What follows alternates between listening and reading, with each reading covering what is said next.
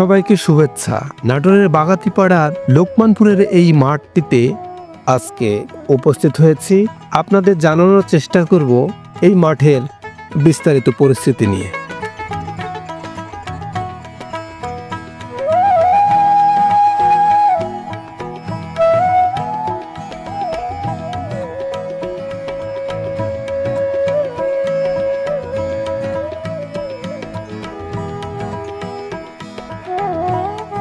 শ্রাবণের আকাশ আজ মেঘে ঢাকা, ফোঁটা ফোঁটা বৃষ্টি যেন থেমে থেমেই পড়ছে।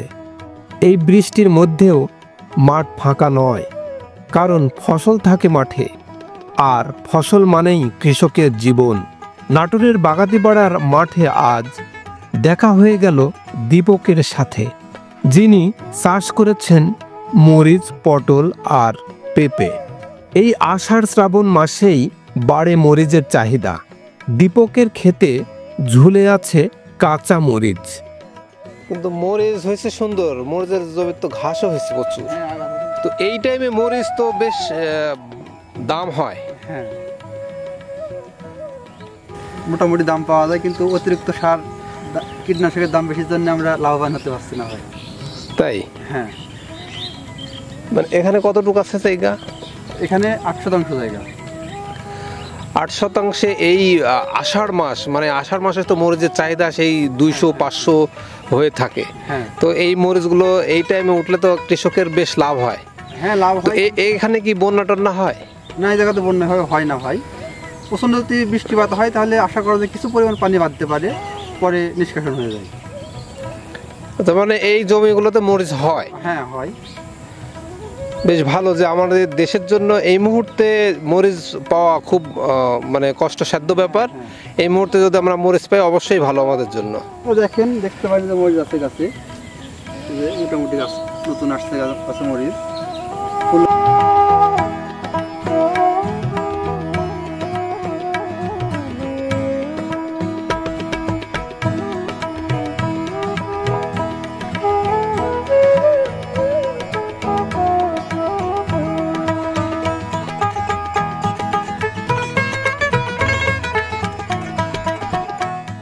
নাটোরের এই মাটিতে বন্যা হয় না বলেই মাঠে ফসল বাঁচে, চাষ ঠিকমতো হয়।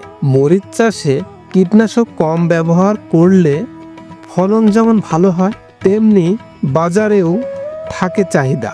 মরিচ শুধু স্বাদের জিনিস নয়, এতে আছে ভিটামিন সি, অ্যান্টিঅক্সিডেন্ট এবং দেহের রোগ প্রতিরোধ ক্ষমতা বাড়ানোর উপাদান।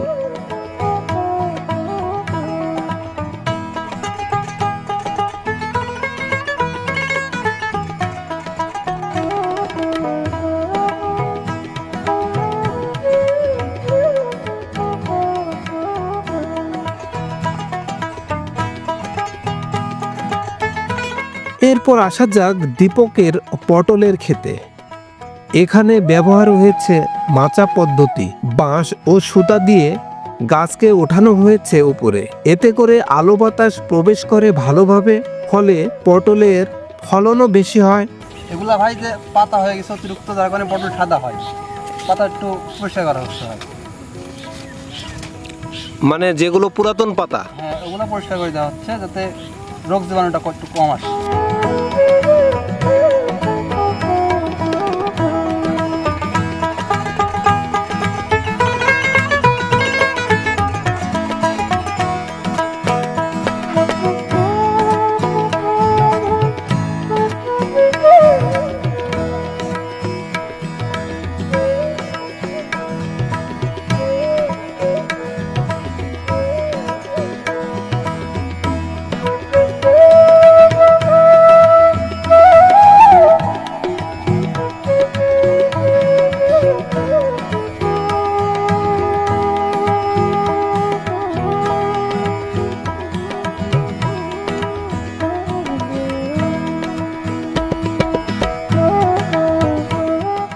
নভেম্বর ডিসেম্বরে লাগানোর পর পরিচর্যা শুরু, আর এখন শ্রাবণের ভরা দিন, মাচা জুড়ে ঝুলছে টনটনে পটল।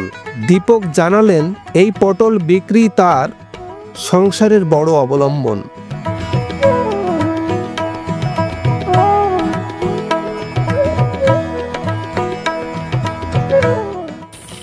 এই জায়গায় পটল কতটুকু আছে? এখানে পটল হয় 14% জমি। ধরছে কতদিন থেকে? এটা আমি এপ্রিল মাসের মাঝামাঝি বিক্রি করতেছি পটল। কেমন হলো এতদিন? হয় ভাই, ভালোই হয়, খারাপ হয় না। সপ্তাহে এখন আমি বিক্রি করছি 6 থেকে 7 মণ। কত করে মন এখন? এখন 800 টাকা মণ পাইকারি। পাইকারি। 6 থেকে 7? হ্যাঁ, প্রতি সপ্তাহে 6 মণ 7 মণ করে উঠে।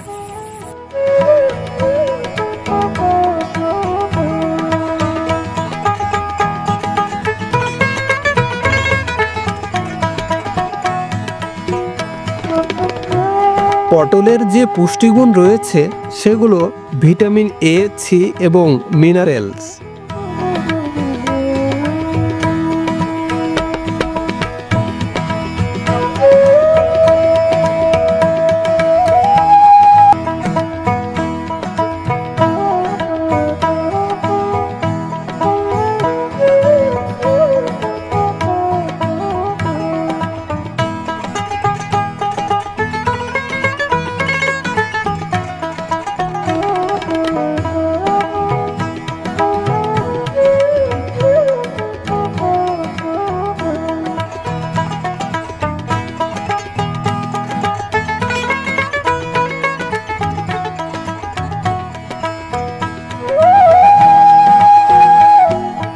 এবার চলুন দীপকের পেঁপে বাগানে।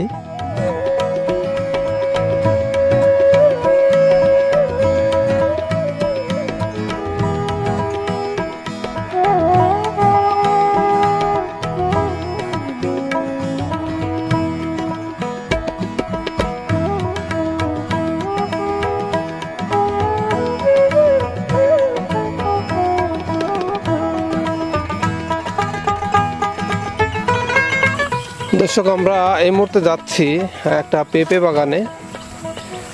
আমাদের এই অঞ্চলের দীপক এই পেঁপে চাষ করছেন। আসলে আমাদের এই ভিডিওগুলো বানাইতে বেশ কষ্টের বিষয় যে এই মাঠ পর্যায়ে আসতে হয়। কখনো পানি আছে, কখনো কাদা আছে। এই যে আমরা চলে আসছি পেঁপে বাগানে। বেশ ভালো পেঁপে হয়েছে। এইমাত্র মনে হচ্ছে ছোট গাছ শুরু হচ্ছে ধরা। তিনি এইবারে করেছেন উন্নত জাতের পেঁপে। তিনি চাষ করেছেন লাল তীর বাবু জাতের পেঁপে। এই জাতের পেঁপে খেতে যেমন মিষ্টি তেমনি দেখতেও আকর্ষণীয়।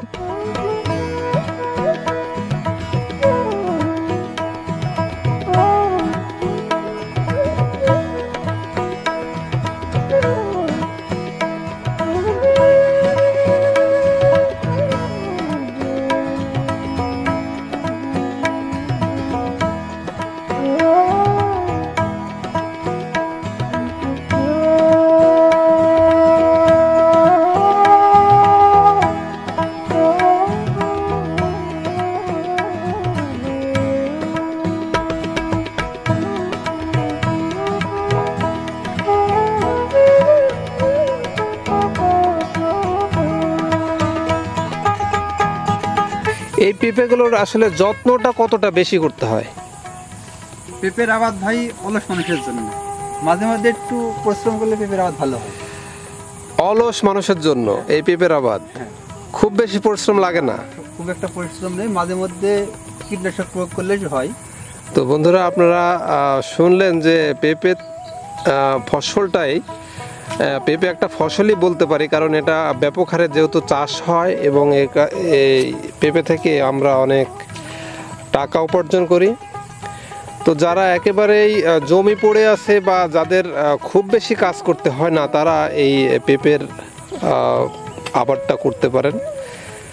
তো আমাদের এই অঞ্চলটা, নাটোরের দক্ষিণ অঞ্চলটাতে কখনো বন্যা বা অন্য কিছু অতিবৃষ্টি এরকম দেখা যায় না। আমাদের এই জায়গাগুলোতে সব ফসলই হয়।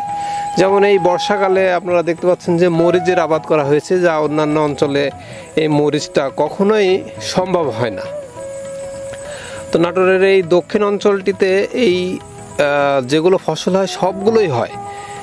পেঁপে হয়, মরিচ হয়। ওই যে সামনে একটা লাউয়ের মাচা দেখতে পাচ্ছি, যে এইটাতে আপনাদের আমি একটু দেখানোর চেষ্টা করতেছি। লাউ হয় মাঠে, আবার মসুর হয়, সরিষা হয়, গম হয়, আবার এখন ধান হবে, বর্ষাকাল চলছে। তো এই মাটিগুলো এতটাই ভালো যে এই অঞ্চলটিতে বন্যা কবলিত হয় না, মানুষগুলো বেশ সুখী। তো দীপক, আপনার এই অঞ্চলটিতে যে মানুষগুলো বাস করে তাদের অবস্থা কেমন? মোটামুটি সচ্ছল হয়। সচ্ছল? হ্যাঁ, কারণ তেমন খুব একটা দরিদ্রতা নেই বললে চলে। মোটামুটি ডাল ভাত সবারই কমপক্ষে জোটে আর কি। তো এই যে এখানে একটা গাছ দেখা যাচ্ছে, পাতাগুলো কেমন যেন হয়ে গেছে। এটা হয় ভাইরাল, মানে অতিরিক্ত বৃষ্টির কারণে একটু ভাইরাল দেখা দিচ্ছে। এইটার কোনো চিকিৎসা আছে বা এটা এই গাছটা? এটার চিকিৎসা কীটনাশক প্রয়োগ করেছে, যে মাথা আস্তে আস্তে ঠিক হচ্ছে। এটা অল্প কিছুদিনের মধ্যেই পরিপূর্ণ একটা সচ্ছল গাছ হয়ে যাবে। কিন্তু এখনকার বাজারে বেশি চাহিদা কাঁচা পেঁপের সবজি হিসেবে, তাই দীপক তার ফল তোলার প্রস্তুতি নিচ্ছেন। পেঁপে গাছের গোড়ায় পানি জমে গেলে গাছ টেকে না, তাই গোড়া শুকনো রাখাই বড় চ্যালেঞ্জ।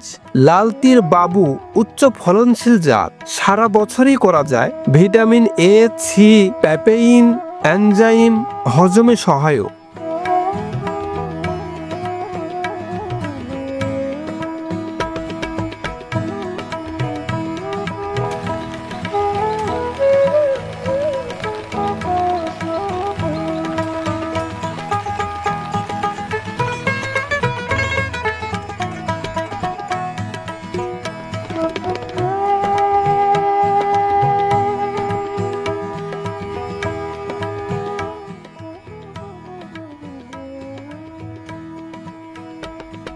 দীপকের মতো হাজারো কৃষকের হাত ধরে বাংলাদেশের কৃষি এখনো এগিয়ে চলেছে। বৃষ্টির দিনে, রোদের দিনে, প্রতিটি মুহূর্তেই তারা মাঠে থেকে নিশ্চিত করেন আমাদের খাবার। মরিচ, পটল, পেঁপে, এই সবজির পিছনে আছে তাদের শ্রম, স্বপ্ন আর সংগ্রাম। যারা মাটিতে ঘাম ফেলেন তারাই আমাদের জীবনকে করে উর্বর। কৃষি বাঁচুক, দেশ বাঁচুক, এই প্রত্যাশায় আজকে এখানে শেষ করছি। কৃষি তারকার সাথেই থাকবেন, সুস্থ থাকবেন, ভালো থাকবেন, আমাদের সাথেই থাকবেন। আল্লাহ হাফেজ।